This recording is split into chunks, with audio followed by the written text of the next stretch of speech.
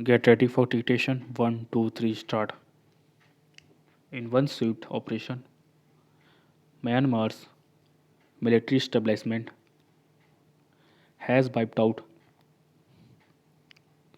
a decade of the country's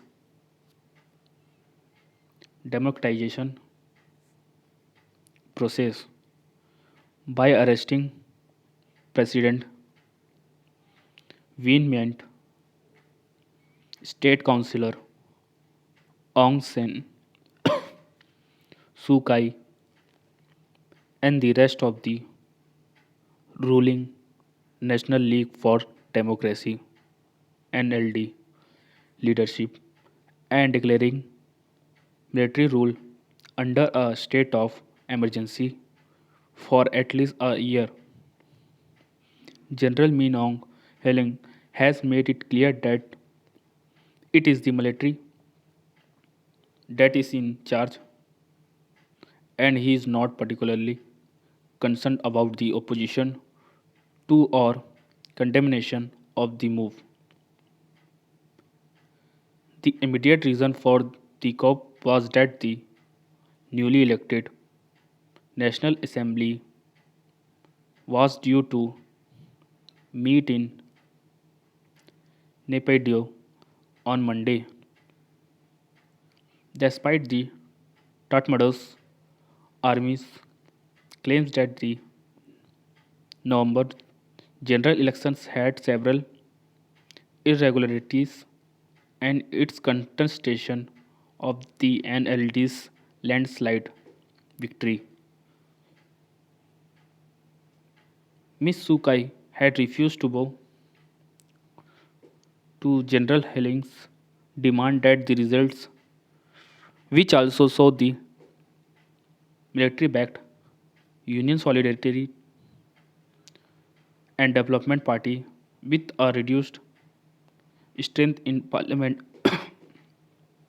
be set aside.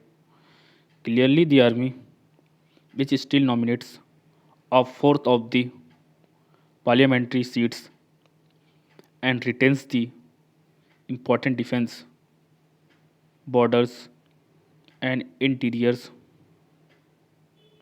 portfolios, felt it was better to dismiss the NLD government before it increased its clout.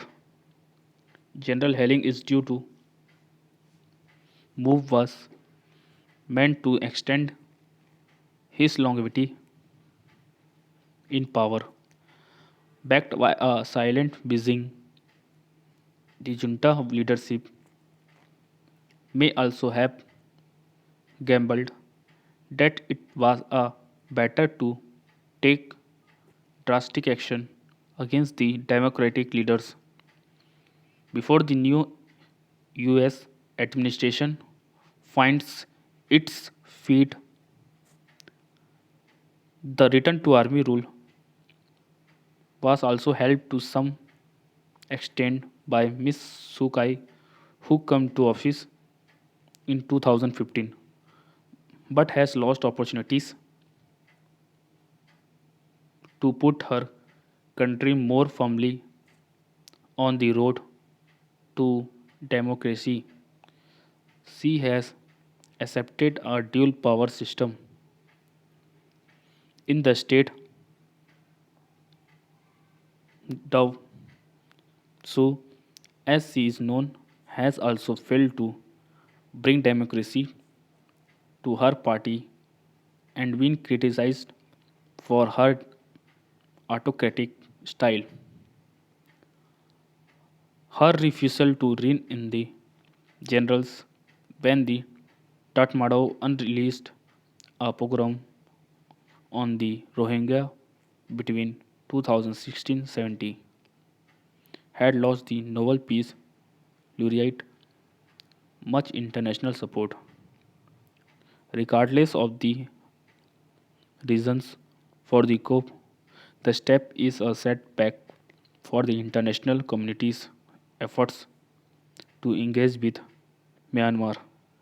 After a strict sanctions regime for India, which had cultivated a careful balance between nudging along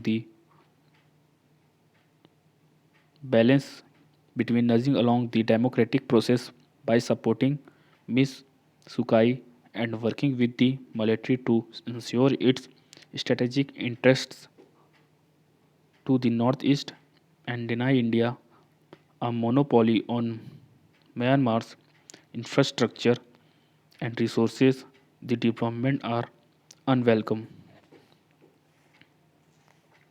The government will need to craft its response, taking into consideration the new geopolitical realities of the USA and China, as well as its own standing as a South Asian power and as a member of the UN Security Council.